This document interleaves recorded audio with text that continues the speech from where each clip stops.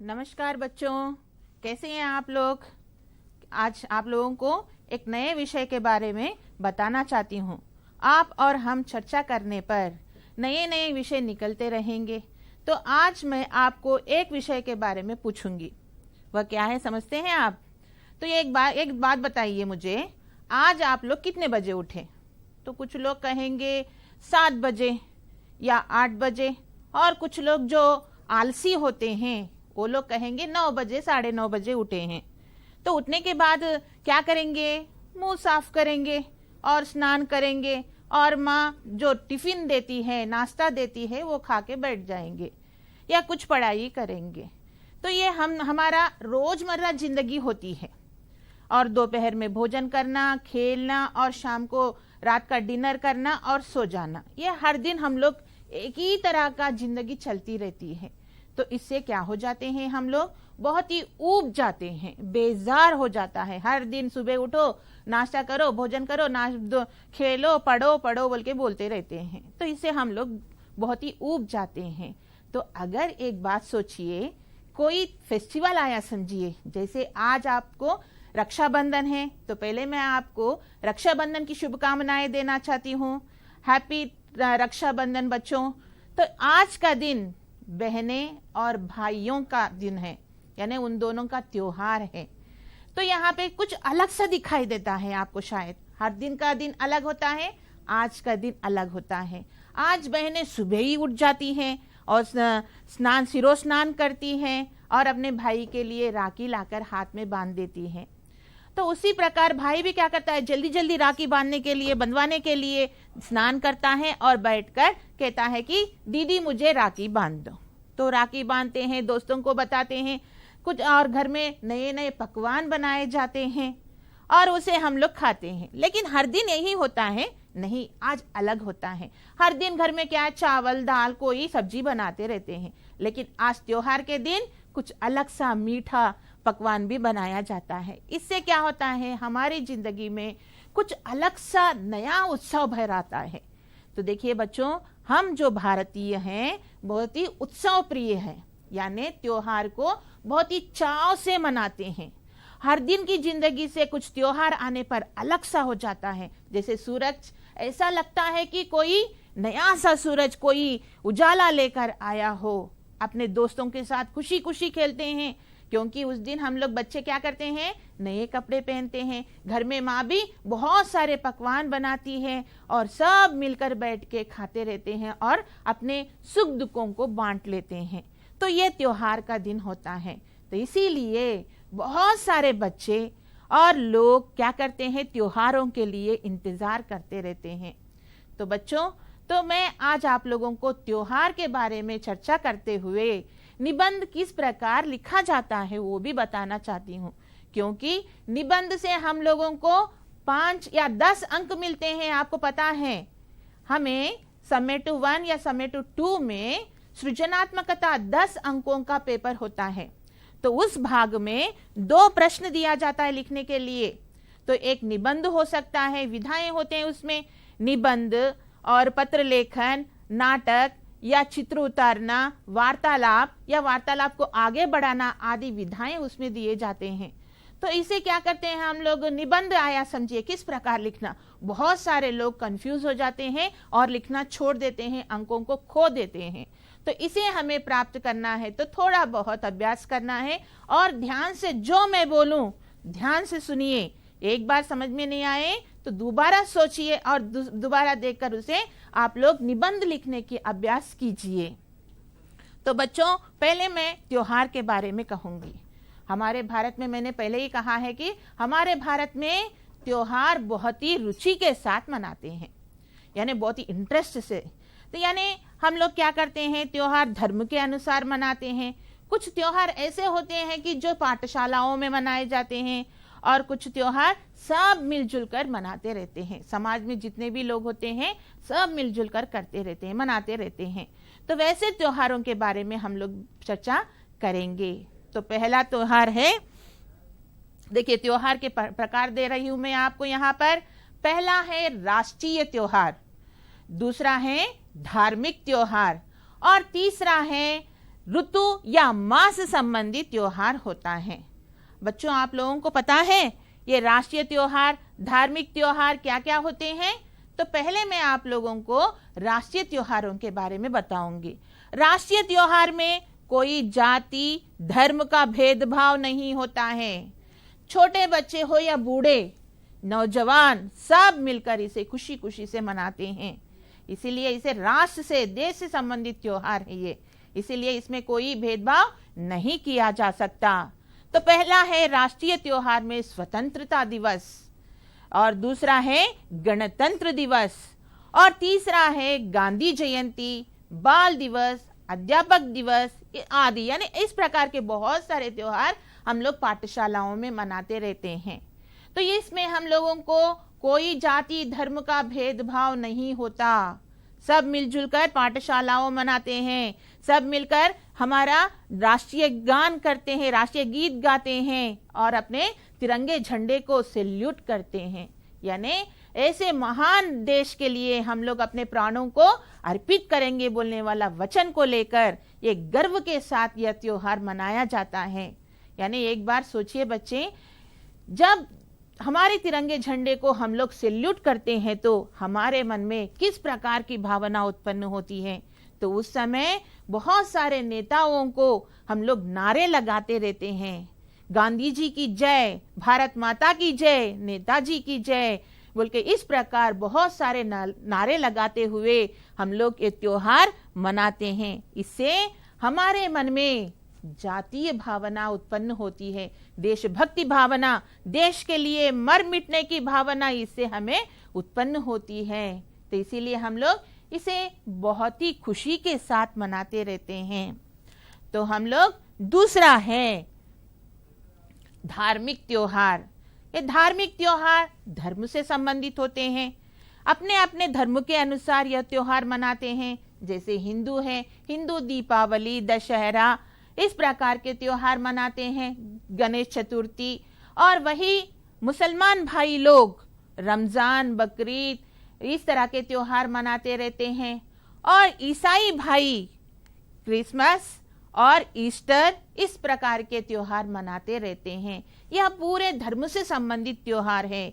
धर्म से संबंधित त्योहार हमारे पुराणों से संबंधित होते हैं। जैसे दीपावली के बारे में चर्चा करेंगे तो हमें पता चलता है कि दीपावली के दिन श्री कृष्ण ने सत्यभामा सहित नरकासुर का वध किया था। इसीलिए लोग खुशी खुशी यह त्योहार मनाते हैं और कहते हैं भगवान श्री रामचंद्र जी ने रावण का वध करके अपने अयोध्या लौटकर आए थे। इसीलिए खुशी खुशी दीप जलाकर वहां के अयोध्यावासी यह उत्सव मनाए हैं। और यह स्वच्छता का भी त्योहार है। उस दिन घर में लक्ष्मी आती है, यह भावना से बहुत सारे लोग अपने घरों को साफ सुथरा करते हैं। इसीलिए रात को दिया भी जलाते हैं। जिस घर में दिया जलता रहेगा उस घर में लक्ष्मी प्रवेश करेगी, ऐसा मानना हमारे भारत में है। इसीलिए हम लोग बहुत ही श्रद्धा के साथ यह त्योहार मनाते हैं। और इससे जैन संबंधी लोगों का भी, धर्म के लोगों का भी मानना है कि उनका जो भगवान है वर्धमान महावीर, उनका निर्याण इसी दिन हुआ था। इसीलिए वे लोग भी यह त्योहार बहुत ही खुशी के साथ मनाते हैं। इस तरह से बहुत सारे कहानियां धर्म से संबंधित त्योहारों से जुड़े होते हैं। जैसे दशहरा है, दशहरे से आप लोगों को बहुत सारे विषय पता है। माँ दुर्गा के 10 अवतारों की पूजा किया जाता है और अयोध्या से जीत कर आए थे, इसीलिए त्योहार होता है। और हम लोग महाभारत काल से संबंधित भी यह कहानी सुन सकते हैं। उस दिन उनके जो भी आयुध थे, औजार थे, वो जम्मी के ऊपर, जम्मी पेड़ के ऊपर रखे हुए थे। तो उस दिन वे लोग उसे लेकर आते हैं और युद्ध करने के लिए तैयार हो जाते हैं। इसीलिए दशहरे के दिन हम लोग जम्मी को बांटते हैं, देकर, बड़ों को देकर उनका आशीर्वाद भी लेते रहते हैं। तो इस तरह से बहुत सारे त्योहारों से संबंधित कहानियां पुराणों से संबंधित होते हैं। हर कहानी से, वो कोई भी धर्म हो, कुछ ना कुछ अच्छा संदेश हमें मिलता है। इसीलिए हम लोग बहुत ही श्रद्धा के साथ करते हैं। उसी प्रकार रमजान है, ये मुसलमान भाइयों का है, ये उपवासों का त्योहार है। और इससे भाईचारे की भावना बढ़ेगी, आत्मसंयम, आत्मनियंत्रण यानी बहुत महान गुण हमें आ जाएंगे। उसी प्रकार ईसाई धर्म वालों का क्रिसमस भगवान येसु का जन्म उस दिन हुआ था, ईसा मसीह का जन्म उस दिन हुआ था, इसीलिए वो लोग प्रार्थनाएं गिरजाघर में जाकर प्रार्थनाएं करते हुए यह त्योहार खुशी खुशी से मनाते रहते हैं। तो यह हुआ धार्मिक त्योहार यानी धर्म से संबंधित त्योहार। तो तीसरा है ऋतु और मास से संबंधित त्योहार। यह हमारे पास पूरे 6 ऋतुएं आते रहते हैं, वसंत ऋतु, ग्रीष्म ऋतु, शरद ऋतु, इस प्रकार के 6 ऋतुएं आते रहते हैं। हर ऋतु में कुछ ना कुछ अलग सा वातावरण होता है। तो उस समय मनाए जाने वाले त्योहार यह होते हैं, जैसे संक्रांति, और दूसरा है उगादि, इसे हम लोग युगादि बोलकर भी कहते हैं, कुछ राष्ट्रों में गुड़ी पाड़वा बोलकर भी कहते हैं। और तीसरा है ओणम, बैसाखी, तीज। इस प्रकार के त्योहारों को हम लोग ऋतु संबंधी त्योहार या मास संबंधी त्योहार बोल के कहते हैं। तो देखिए यहाँ पर इसमें भी कोई जाति धर्म का भेदभाव नहीं होता है। यह वातावरण, यह भूमंडल सबके लिए बराबर होता है। इसलिए ऐसे त्योहार बहुत सारे लोग मिलजुल कर, जाति धर्म को भूलकर मिलजुल कर यह त्योहार मनाते हैं। तो देखिए बच्चों, हम लोग बहुत सारे त्योहारों के बारे में चर्चा कर सकते थे, लेकिन समय की कमी के कारण हम लोग इन पूरे त्योहारों के बारे में बातचीत नहीं कर सकते। लेकिन अब हम लोग निबंध भी सीखना है। आपको पता है, मैं अभी बताई कि 10 अंकों के लिए आपको दिया जाता है सृजनात्मकता, तो उसमें कम से कम 5 अंकों के लिए निबंध दिया जाता है। तो उस निबंध को लिखने के लिए हमें कुछ, जैसे कि कैसे लिखना चाहिए, क्या लिखना चाहिए, ऐसे प्रश्न हमारे मन में उठते रहते हैं। कुछ लोग क्या करते हैं कि सिर्फ नाम लिखते हैं और कुछ ना कुछ मन में जो आया लिखकर छोड़ देते हैं, तो इससे अंक प्राप्त करना बहुत मुश्किल हो जाता है। तो इसीलिए निबंध किस प्रकार लिखा जाता है ये आपको मैं बताना चाहती हूँ। तो निबंध में क्या क्या विशेषताएं होना चाहिए इसके बारे में मैं आपको बताऊंगी। तो पहला है, इसमें विशेषताएं देखिए, पहला है वाक्य क्रमबद्ध और समबद्ध होना चाहिए। दूसरा है निर्धारित शब्द सीमा के अंतर्गत होना चाहिए। तीसरा है विषय का अनावश्यक विस्तार नहीं होना चाहिए। भाषा प्रभावशाली तथा विषयानुकूल होना चाहिए। उदाहरण, सूक्तियों, काव्य पंक्तियों का प्रयोग करना चाहिए। यानी देखिए यहाँ पर वाक्य क्रमबद्ध और समबद्ध होना चाहिए। यानी कोई भी वाक्य, जैसे मैं आपको बताई कि कोई एक वाक्य, जैसे पहले मैंने क्या कहा, बच्चे आप लोग कितने बजे उठे हैं बोल के बताई, फिर बाद में क्या करते हैं तो ब्रश करते हैं, फिर बाद में स्नान करते हैं, फिर बाद में नाश्ता करते हैं। इस तरह से एक के बाद एक मैं आपको बताई, एक वाक्य के बाद एक वाक्य आ गया। पहले उठते ही बच्चों कब उठे बोले तो नहीं मैं स्नान करा बोल के बोले समझिए, तो वह ठीक नहीं होगा, वह सही शब्द नहीं होगा। वहां पे उत्तर, प्रश्न जो आया उसी का उत्तर वहां पे होना चाहिए। इसीलिए क्रमबद्ध होना चाहिए। और निर्धारित शब्द सीमा, यानी आपको कितनी सीमा में, यानी आपको 100 शब्दों में लिखिए बोल के देते हैं या 200 शब्दों में लिखो बोल के देते हैं, तो उस समय क्या करते हैं, उसी सीमा में आपको लिखना होगा। और तीसरा है अनावश्यक विषयों का विस्तार नहीं होना है। यानी जो आपको त्योहार, प्रिय त्योहार के बारे में लिखो बल्कि बोले समझिए, तब आप लोग गांधी जी के बारे में, नेहरू जी के बारे में लिखे समझिए, तो उस समय क्या होता है, वो एक अनावश्यक विषय वहां पे आ जाता है। इसीलिए हम लोग प्रिय त्योहार बोलने पर जो त्योहार के बारे में हम लोग कहना चाहते हैं उसी के बारे में लिखना है। जैसे मैंने आपको विस्तार के बारे में बताई, तो जब हम लोग दीपावली के बारे में लिखते हैं तो हम लोग दशहरा को लाकर वहां पे रखना या दूसरे विषयों को लाकर वहां पे रखना, वह नहीं होना चाहिए। और तीसरा है भाषा प्रभावशाली होना चाहिए और विषय के अनुसार होना चाहिए। यानी हम लोग जिस विषय से संबंधित लिखते हैं, जैसे समय का सदुपयोग आया समझिए, वहां पे क्या लिखना चाहिए, समय के बारे में ही लिखना पड़ता है, त्योहार के बारे में तो लिखना नहीं चाहिए। तो वहां पे हम लोग पूरी तरह से समय से संबंधित ही विषयों को वहां पे लाना चाहिए। विषय के अनुकूल होना है और भाषा भी प्रभावशाली, यानी भाषा हम लोग पढ़ते समय बहुत ही रुचि आना चाहिए, इंटरेस्ट आना चाहिए, वैसे भाषा का प्रयोग हमें करना चाहिए। तो यह भाषा कहाँ से आएगा? ऐसे ही आ जाएगा? नहीं बच्चों, कोई भी भाषा हो, कोई भी चीज हो, सीखने के लिए पहले अभ्यास करना पड़ता है।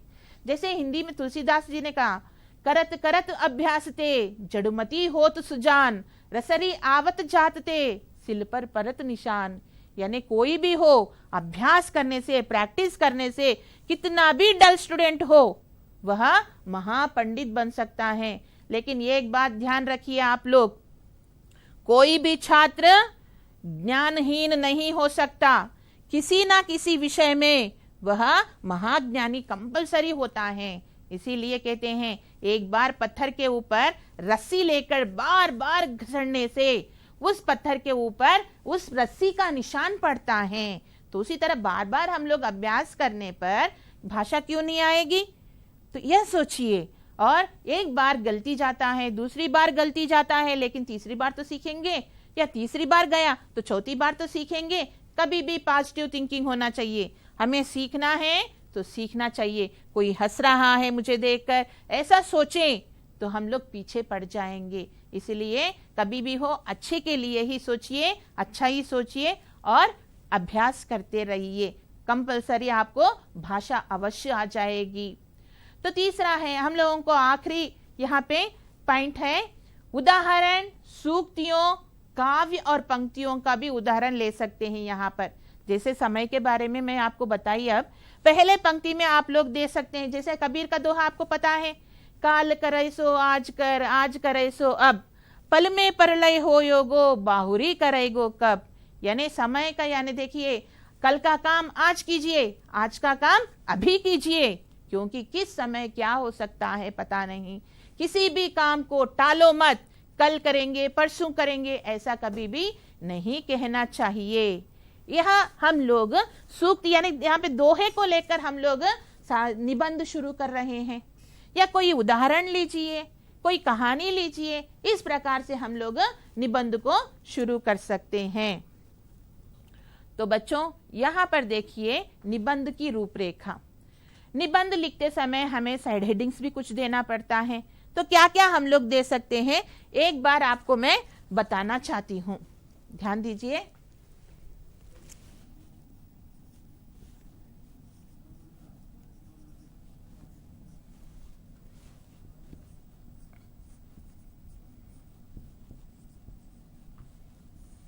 पहला पॉइंट होता है प्रस्तावना, दूसरा है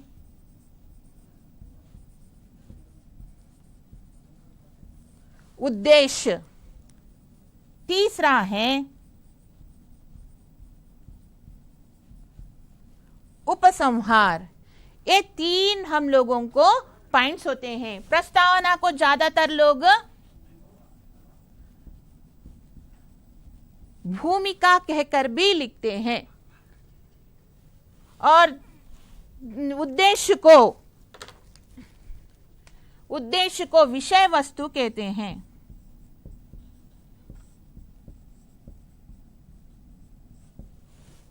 और उपसंहार को अंत कहते हैं।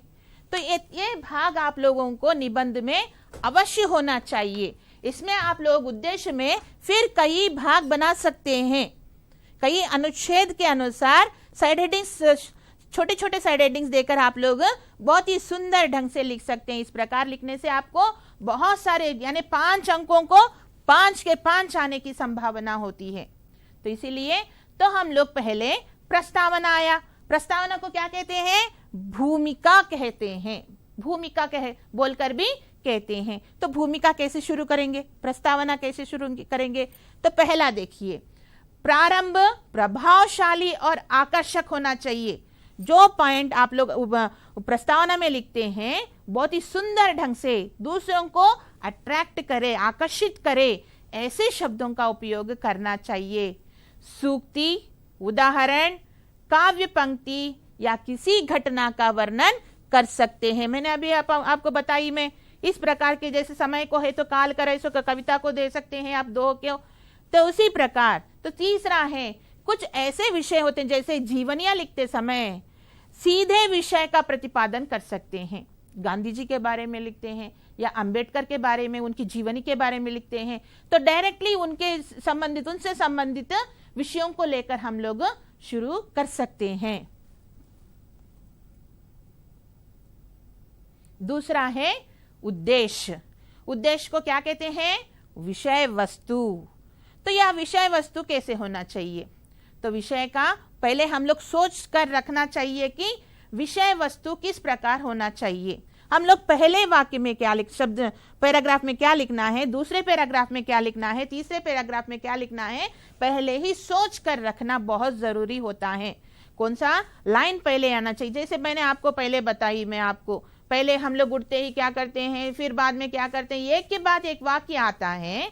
उसी प्रकार हम लोग एक पैराग्राफ लिखते समय, एक निबंध लिखते समय पहले पैराग्राफ में क्या लिखना है, दूसरे पैराग्राफ में क्या लिखना है, तीसरे पैराग्राफ, जैसे गांधी जी का है, पहले पैराग्राफ में क्या लिखेंगे, गांधी जी के जन्म के बारे में लिखेंगे, फिर बाद में उनकी पढ़ाई के बारे में, और उनके बाद में स्वतंत्रता संग्राम में कहाँ पे भाग लिए, कहाँ कहाँ पे पढ़ाई की उन्होंने, ये पूरे हम लोग एक के बाद एक आना चाहिए।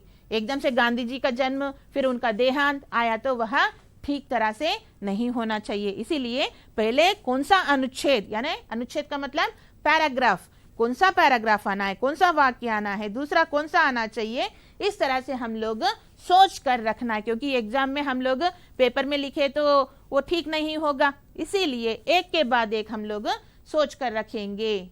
और तीसरा है, कभी भी गलत सूचना नहीं देना चाहिए।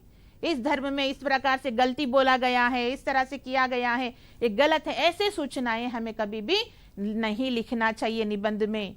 और कोई भी विषय को दोहराना नहीं चाहिए, एक ही बात को बार बार नहीं लिखना चाहिए, इससे भी उस निबंध की सुंदरता में कमी आ सकती है। तीसरा भाग है उपसंहार। उपसंहार कैसे होना चाहिए? तो उपसंहार में हम लोग जो हम लोग उद्देश्य में लिखे हैं उससे संबंधित सारांश को हम लोग अंत में लिख सकते हैं उपसंहार में, या प्रस्तावना में जो उठाई गई जो पॉइंट्स आप लोगों ने कहा है उसे पुष्ट कर सकते हैं, हाँ ये सही है, ये इसलिए सही है बोल के उसके बारे में हम लोग लिख सकते हैं। और अपनी सम्मति, यानी मैं इसे मानता हूं कि इस प्रकार से हमारी सम्मति या हमारे सोच, हमारे विचार, ऐसे विषयों को भी हम लोग इसे लिख सकते हैं। और अब हम जो पहले प्रस्तावना में लिखे हैं, जो हम लोग उद्देश्य में लिखे हैं, उसकी पुष्टि भी करना चाहिए, यानी जो हम लोग लिखे हैं, हाँ इस प्रकार करने से ये हमें अच्छा होगा। जैसे हम लोग पर्यावरण प्रदूषण लिए समझिए, पर्यावरण प्रदूषण में हम लोग क्या लिखते हैं, उद्देश्य में प्रदूषण कितने प्रकार के होते हैं, कैसे होते हैं, ये पूरे लिखते हैं। तो हमें क्या करना है, उसमें हम लोग कैसे पर्यावरण प्रदूषण को दूर कर सकते हैं उसके बारे में भी बताएंगे। तो यह उपसंहार में क्या लिखेंगे, हमें इस प्रकार के योजनाओं को करने से हम लोग इस पर्यावरण प्रदूषण से मुक्त हो सकते हैं बोल के अपने विचारों को वहां पे समर्पित कर सकते हैं या लिख सकते हैं। तो बच्चों, अब तक जो मैं आपको निबंध के बारे में बताई, किस प्रकार लिखना है, क्या क्या पॉइंट्स होना चाहिए बताई, उसी के उदाहरण लेकर मैं कुछ आप लोगों को बताना चाहती हूँ। जैसे एक एक त्योहार के बारे में, जैसे एक राष्ट्रीय त्योहार, एक धार्मिक त्योहार, और तीसरा एक ऋतु संबंधी त्योहार के बारे में वर्णन करके लिखना चाहती हूँ। इसमें केवल मैं शॉर्ट पॉइंट्स दी, मैं उसे विस्तार से आप लोगों को लिखना है। तो पहला है यहाँ पर राष्ट्रीय त्योहार। राष्ट्रीय त्योहार में आपको बताई बच्चों में स्वतंत्रता दिवस, गणतंत्र दिवस, गांधी जयंती, बाल दिवस और अध्यापक दिवस, इस प्रकार के त्योहार उसमें हम लोग लेते हैं। तो पहला है स्वतंत्रता दिवस। तो स्वतंत्रता दिवस हम लोगों को देखिए कब मिला था भारत को स्वतंत्रता? हाँ बच्चों, अगस्त 15, 1947 को हमारे भारत को स्वतंत्रता मिली थी, है ना। वही गणतंत्र दिवस हो तो 26 जनवरी, यानी उस समय हमारा संविधान को भारत में लागू किया गया। इस संविधान को किसने लिखा है पता है आपको? किनके अध्यक्षता में? हाँ, अंबेडकर जी की अध्यक्षता में इस संविधान की रचना हुई थी, वे अध्यक्ष थे उसके। तो उसकी अमल हम लोग 26 जनवरी से किए थे, इसीलिए हम लोग 26 जनवरी को गणतंत्र दिवस कहते हैं। तो बच्चों, हमारा भारत बहुत सारे धर्म जाति के लोग यहाँ पे रहते हैं, बहुत सारे अलग अलग लोग हैं, फिर भी यहाँ पे सब मिलजुल कर रहते हैं, इसीलिए भारत को कहते हैं अनेकता में एकता, इस प्रकार से कहते हैं। तो पहले बच्चों देखिए स्वतंत्रता के बारे में देखिए, पहले प्रस्तावना में हम लोग स्वतंत्रता का अर्थ लिखेंगे और उद्देश्य में हमें आजादी कब मिली और आजादी के लिए लड़ाई कब से शुरू हुई भारत में, और उसमें भाग जैसे हम लोगों को उसमें बहुत सारे लोग अलग अलग तरीके से स्वतंत्रता के लिए लड़ाई करे हैं। तो किस प्रकार से, जैसे कि क्रांतिकारी दल भी थे, गांधी जी अहिंसावादी थे, ये दोनों दलों का वहां पे समूह था। और उसके बाद में हमें कब मिली स्वतंत्रता, कब मिली, कौन कौन नेता इसमें भाग लिए, कितने लोग शहीद हुए, और बाद में हमारे पाठशालाओं में स्वतंत्रता दिवस किस प्रकार मनाया जाता है। बच्चों, आपको पता है स्वतंत्रता दिवस के दिन हमारे पाठशाला में हमें चॉकलेट्स दिए जाते हैं, याद है ना आपको? अभी आप लोगों को हाल ही में आने वाला है 15 अगस्त स्वतंत्रता दिवस। तो देखिए उपसंहार में अपने विचार, स्वतंत्र होना चाहिए हर मनुष्य को, तो अपने विचारों के बारे में यहाँ पे लिख सकते हैं। तो दूसरा है धार्मिक त्योहार में आपको मैं रमजान के बारे में कहती हूँ। तो रमजान का पहले प्रस्तावना में त्योहार का अर्थ देंगे और त्योहार के दिन वातावरण कैसा होता है उसके बारे में भी वर्णन करेंगे हम लोग, बच्चे कैसे होते हैं, कैसे खुश होते हैं, सब लोग क्या क्या काम करते हैं वो पूरा लिखेंगे। फिर उद्देश्य में रमजान का अर्थ लिखेंगे और रमजान का बुनियादी सिद्धांत, 5-6 बच्चों बुनियादी सिद्धांत, और उसी में सहरी लिखेंगे। सहरी मतलब क्या है, इफ्तार मतलब क्या है, तरावीह मतलब क्या है, जकात क्या होता है, इतकाफ क्या होता है, और इस त्योहार से हमें क्या क्या लाभ मिल सकता है। और ये पूरे हम लोगों को वर्णन करते हुए पूरी साइड हेडिंग्स लगा सकते हैं आप लोग, लगाते हुए आप लोग इसका वर्णन कर सकते हैं। इस त्योहार से भाई मैं बताइए भाईचारे का या उपकार करने का, आत्म संयम, आत्म नियंत्रण आदि गुण उत्पन्न होते हैं हमारे में। इसीलिए हर त्योहार से, कोई भी त्योहार लीजिए, उसमें शांति का संदेश होता है। वो कौन सा भी धर्म हो या कोई भी धर्म ग्रंथ हो, उसमें शांति का संदेश, उपकार और भाईचारे का संदेश ही मिलता है बच्चों। इसीलिए कोई धर्म भी हो, सब कहते हैं हमारा धर्म बड़ा, ये कुछ भी नहीं है, सब धर्म समान है, हम भारतीय हैं, यह बात हमें याद रखना है। तो यहाँ पर उपसंहार में आपके विचार यहाँ पर आप लोग लिख सकते हैं। तो तीसरा है उगादी। उगादी में हम लोग त्योहार का वर्णन करेंगे, कब मनाया जाता है, और उगादी का अर्थ लिखेंगे, और नववर्ष, और इस समय उगादी पचड़ी बोल के पकवान बनाते हैं, और पंचांग श्रवण भी यहाँ पर होता है। तो ऐसे साइड हेडिंग्स देते हुए आप लोग इसे लिख सकते हैं। तो अंत में उपसंहार में अपने विचार या निष्कर्ष को भी हम लोग लिख सकते हैं। तो बच्चों, तो इतने सारे त्योहारों के बारे में मैंने आपको बताई। तो एक गृह कार्य आपको देना चाहती हूँ। तो गृह कार्य में आपका मनपसंद किसी भी एक त्योहार पर निबंध लिखकर अपने दोस्तों को भी बताइए, क्योंकि खुश हो जाएंगे आप भी, और अपने अध्यापक को भी बताइए। अगर कोई कमियां हैं तो वो आपको समझा देंगे। और देखिए बच्चों, कंपलसरी कोई भी विषय हो, अभ्यास करना बहुत ही जरूरी होता है। धन्यवाद।